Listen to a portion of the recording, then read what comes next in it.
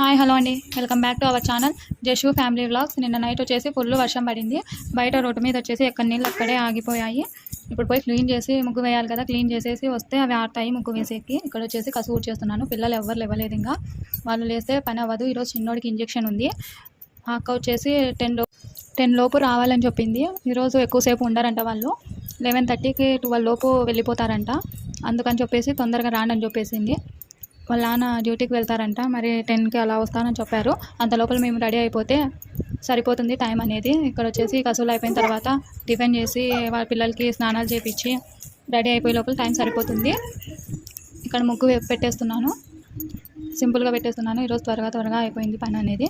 ఎందుకంటే బాబుకి ఇంజెక్షన్ ఉంది కాబట్టి తన దగ్గర సరిపోతుంది. ఇప్పుడే పనులన్నీ చేసి పెట్టేసుకుంటే ఈరోజు ఎలా వేయించుకుంటాడో ఏమో అదే ఒక టెన్షన్ అయిపోయింది.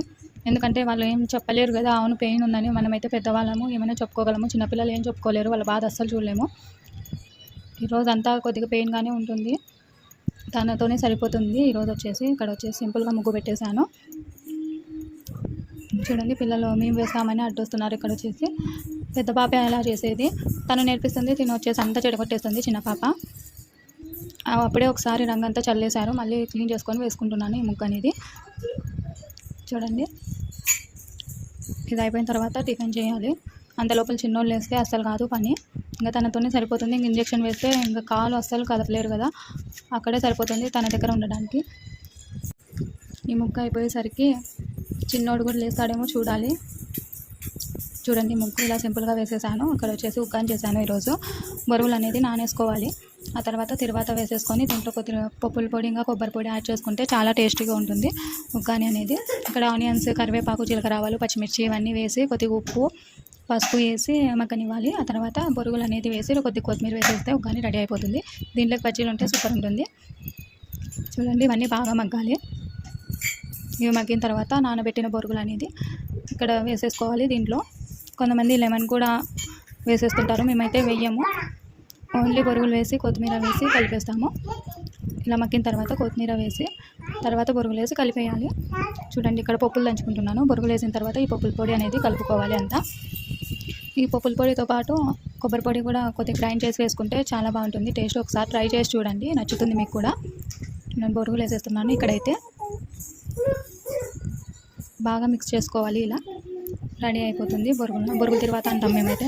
మీ సైడ్ వచ్చేసి ఉగ్గాని ఎలా అంటే అలా పిలుస్తుంటారు. బొరుగుల తిరువాత అని కొంతమంది ఉగ్గాని అని అలా పిలిచేస్తుంటారు. అయిపోయింది. ఇక్కడ వచ్చేసి పిల్లలు స్నానాలు అయ్యాయి. వీళ్ళిద్దరికి వచ్చేసి బాబుకి చేయించాలి. ఇంకా వీళ్ళైతే రెడీ అయిపోయారు, బయటకు వెళ్ళాలి కదా. ఫాస్ట్గా స్నానాలు చేయించేశాను. ఇద్దరు పిల్లలకి వచ్చేసి ఇంకా టిఫిన్ తినలేదు. వీళ్ళు ఇక్కడ చేసి వచ్చాను స్నానాలు చేయించేకి. ఇలా అయిపోయింది. అంత లోపల పాప కూడా లేచాడు. చూడండి, ఇక్కడ ఏమో చెప్పుకుంటున్నారు వాళ్ళు. చూడండి, చిన్న పాప ఏం చేస్తుందో. టైం 9:30 అవుతుంది. ఇంకా హాఫ్ అన్ అవర్లో రెడీ అయిపోవాలి. చిన్న పాపని రెడీ చేసేసి నేను రెడీ అయిపోతే వాళ్ళ నాన్న వచ్చేస్తారు. హాస్పిటల్కి వెళ్ళాలి ఇంజెక్షన్ వేయించడానికి. ఇదంతా క్లీన్ చేసేసాను. వాటర్ మొత్తం వచ్చేసిండే ఇక్కడికి. చూడండి, చిన్నోళ్ళు లేచాడు. దానికి స్నానం చేయించేసాను. ఇంకా రెడీ అయిపోయాడు తను. చూడండి, ఇప్పుడు హ్యాపీగా ఉన్నాడు. ఇంజెక్షన్ వేసిన తర్వాత ఎలా ఏడుస్తాడో ఏమో అదే టెన్షన్ అయిపోయింది. నిన్నటి నుంచి అదే ఆలోచిస్తున్నాను. కానీ తప్పదు కదా, ఇంజెక్షన్ వేయించాలి, మనకే మంచిది. పిల్లలకి ఇంజెక్షన్ వేస్తే 1 డే అలా పెయిన్ పడుతుంది, కానీ మరి వాళ్ళకే బాగుంటుంది కదా, అది కూడా ఆలోచించాలి మనము. ఇప్పుడు పెయిన్ పడతారని చెప్పేసి అలా ఇంజెక్షన్ వేయించకుండా ఉండకూడదు. ఇది వచ్చేసి ఇంజెక్షన్ వేసిన తర్వాత ఇంటికి వచ్చాము, నిద్రపోయాడు తను. అప్పుడు వచ్చేసి వంట చేసేసాను. చూడండి, ఈరోజు చేసినది అన్నం, పప్పు, పచ్చిమిర్చి వేయించేసాను. ఉప్పు వేసి కొద్దిగా పచ్చిమిర్చి అనేది వేయించాను. ఇక్కడ అయిపోయింది. అన్నం అనేది చేసేసాను. పప్పు అనేది ఉడికిపోయింది, రామేస్తున్నాను. కొద్దిగా ఉప్పు వేసి రామేయాలి పప్పు అనేది.